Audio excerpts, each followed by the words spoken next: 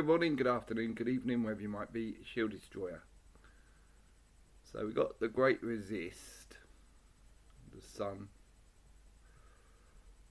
Farmer, Food and Freedom. So the Triple F, which is like, why use the sixth letter 3 times?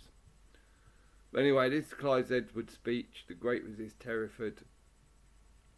The 2 systems of law. This guy apparently fights against the council and the governments, and built a whole farm with no planning permission and no court cases. Let's just do this. And resist the government, it's important to know who and what you are in bed with. To explain further, on earth there are only 2 systems of law and governance that you can exist under. You're either under the governance of man or the governance of God, and that's it. That's the 2 systems of law and governance. Man's civil, Roman, legal system versus God's lawful one. But you do have a choice of which one you'd like to be under. We've all got that choice. You're governed by consent, as they say. You either belong to the state as one of its citizens, or you belong to God as one of his people. So to clarify, at law you are either a citizen of the state or a people under God. That's it, one or the other. One is the highest position that you can be in at law, and one is the lowest position you can be in at law, as a commoner, as one of the electorate. And I'll get onto evidence some of this in a minute as well. I wonder if you can guess which one's the highest, being one of the citizens or being one of God's people. I think from the smiles around some of your faces, I think you know which one that is. As I said, I'll walk through the evidence of this shortly. I will now show you what these 2 separate jurisdictions look like, right through the state governance, from king to your local council. So, the 2 jurisdictions on earth. Excuse me while I just grab a drink. So, the 2 jurisdictions on earth, I've termed it the crown versus God, because if you're a state citizen, you're under the crown. When they say jump, just ask how high. The two jurisdictions on earth are for the people under God on the one hand, and the citizens of the state under the UK government. You cannot be a people under God if you are a state citizen. That is not how law works. The state citizens bear all of the liability and are the lowest position at law you can be in. They are what is known as the electorate, or commoners, belonging to the House of Commons. The Bible says it like this: no man can serve 2 masters,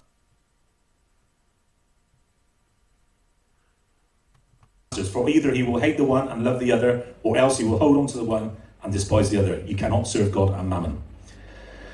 This is why all of the main offices of state have 2 roles. These 2 roles evidence the jurisdiction of government under man and government under God. This is why the king has 2 crowns of office. The St. Edward's crown of God, I need to look over the top of these. The King Edward's crown of God and the imperial Roman crown of state. This is why judges swear 2 oaths of office. One oath to the office of state, and the other to serve God. This is worth bearing in mind, because there's a maxim of law that says judges judge for God. And any of you that's run into problems with the crown will be before one of these judges that judge for God, that understand what I'm explaining to you here. This is why a police officer is also a police constable, so the dual roles again. It's the same individual, but he or she has 2 roles. The office of constable comes with an oath to protect God's people and property. The police officer is there to enforce state policy against the crown's citizens. That's his role. The legal system is a fake copy of the biblical system. The biblical system of law is perfection. That's why man's government just copied it and swapped out Christ and put man in place. We'll get to that in a minute. So, on the legal side, King Charles is known as the father of the nation. When I was researching this stuff, I was like, that's interesting. He said, if he's the father, who's his missus? And turns out the Church of England is Mother Church. So the Church of England is your mother, and King Charles is your father if you're a state citizen. That makes you infants, wards of the state. Because on the biblical side, we all know our Father who art in heaven. Christ's church is Mother Church. And on God's side, so you're a ward of the state on the legal side, and on God's side, you're children of God. So they just copy and invert the biblical system. So God the Father, yeah, we'll make King Charles, who's mother of Christ, yeah, we'll have the Church of England. They got children there, yeah, they'll be our wards of state. We'll get them we'll get to tell them exactly what to do in their lives. So to evidence this, right the way down through state, your king, King Charles, wears 2 crowns of office. And now you might be starting to understand why there's these dual roles. Because there's only 2 jurisdictions you can be. that you can exist in as mankind. Either you're under man or you're under God, and that's it. So the king has got a crown called the St. Edward's crown, and that's the crown of God. He puts that on in a private ceremony at his coronation, as is described in the Bible as well. And he's also got, this word Roman keeps popping up, doesn't it? Civil law is Roman law, so that's why the king wears a Roman crown. His second crown is the imperial crown, and imperial means Roman. So if you're a citizen of the state, you're under Roman law, which would be interesting for some Christians, I'm sure. Well, they call it the Christian, the Roman Catholic. Should be a clue in that, shouldn't they? Roman Catholic Church. The Holy See controls both sides of both law. So the Holy See is controlling both laws. And it all comes, of course, from the Vatican. Judges swear 2 oaths of office. So a judge swears one oath to his state office, and the other oath is to God in that jurisdiction. Again, that's why I said police. A police constable is also a police officer. And this rolls down to your local councils. And this is what saved me. Understanding this information enabled me to build a farm in Somerset, and the council did not want to know. So, I've got on here, on this, for those following along online and in the audience at the website, I've evidenced a local two councils' constitutions. One is Mendip District Council's constitution, and one is Gravesend Borough Council's constitution. Now, I'll just write. It was very hard, without a biblical perspective. It's very hard to notice these things in their constitutions, because otherwise, most people say at these events, at these protests, we're the people. You're here to serve the people, and yet they're saying that as state citizens. That's incorrect. That's not true. If you're a state citizen, you are not one of the people. That's impossible. So, with a biblical perspective, at least for me, I was able to understand and see in these councils' constitutions these two jurisdictions. And I'll read a section out now.